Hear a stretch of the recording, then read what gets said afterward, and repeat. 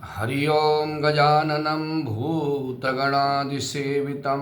कपित्थजम्बूफलचारुभक्षिणम् उमासुतं शोकविनाशकारकं नमामि विघ्नेश्वरपादपङ्कजम्। माघ मास महात्म का छठा अध्याय बहुत ही पुण्य को देने वाला, बहुत ही पावन माघ मास महात्म की कथा। इस कथा को सुनने मात्र से मनवांछित फल की प्राप्ति होती है। उसके उपरांत दत्तात्रेय जी बोले कि अब मैं तुमसे एक पूर्वकालीन बहुत ही पुराना इतिहास सुनाता हूँ।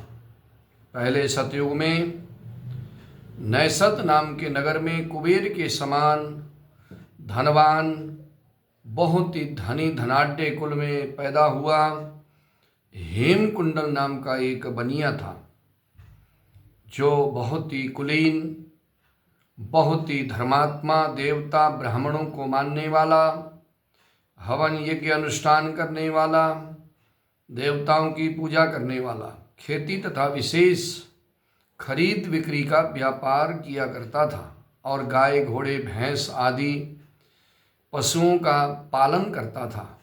और उसके बाद दूध दही मट्ठा घृत तृण लकड़ी फल फूल नमक पीपल धान्य साग तेल अनेक प्रकार के वस्त्र धातु चीनी खांड चावल इत्यादि का व्यापार किया करता था। ऐसा व्यापार करके उसने 8 करोड़ असरफियाँ इकट्ठी कर ली। बुढ़ापा आने पर सोचने लगा कि संसार तो नश्वर है, संसार तो क्षणभंगुर है। 8 करोड़ असरफियाँ तो मैंने एकत्रित कर ली, जोड़ ली, परंतु मैं इनमें से एक भी असरफी नहीं लेकर के जा सकता।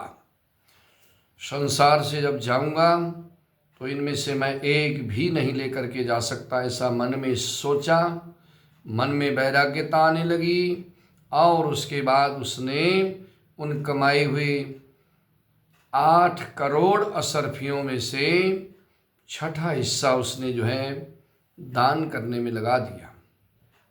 उसने उस कमाई के छठे अंश से, छठे भाग से भगवान विष्णु के मंदिर बनवाए, भगवान शिव के शिवालय बनवाए, पीपल आम जामुन ऐसे जो है वृक्ष, जगह जगह वृक्ष लगवाए, जगह जगह तालाब और कुएं खुदवाए, सुंदर सुंदर जगह जगह बगीचे लगवाए और नगर के बाहर चारों तरफ उसने जो है प्याऊ बनवा दिए।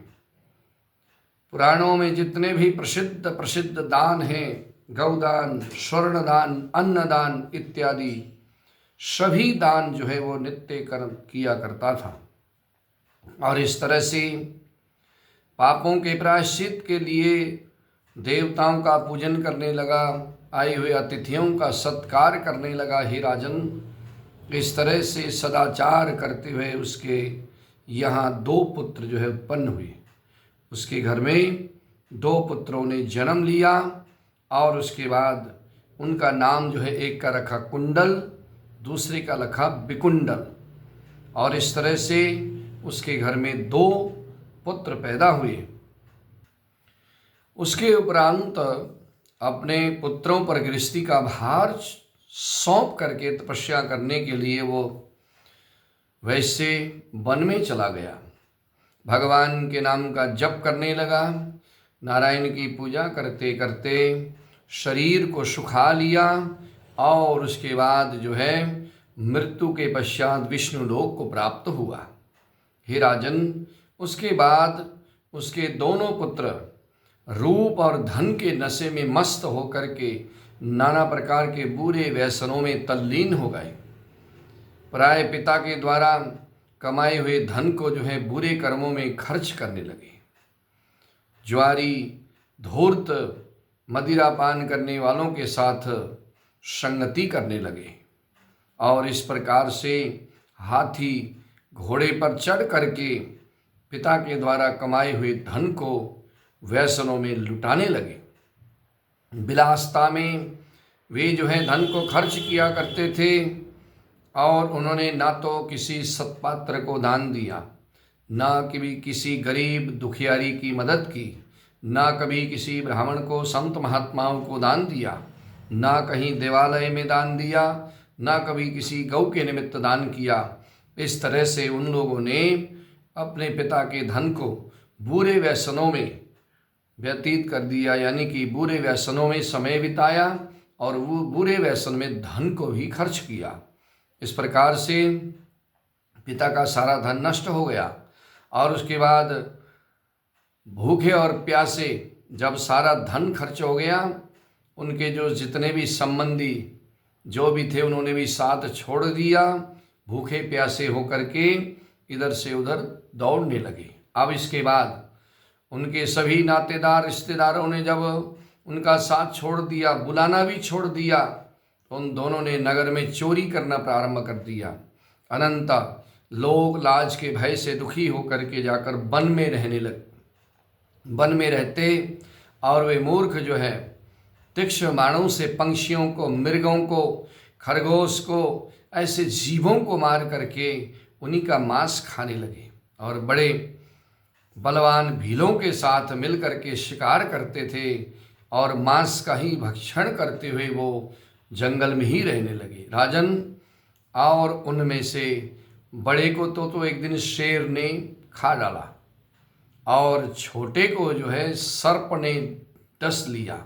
दोनों की एक ही समय में मृत्यु हो गई, और उसके बाद तब मृत्यु के पश्चात सामने यमदूत आए, और यमदूतों ने उनको झट पकड़ लिया, और उसके बाद ले जा कर के यमराज के सामने प्रस्तुत किया, और कहा कि महाराज, इनको जो है इनके कर्मों के अनुसार दंड देने की आज्ञा करें।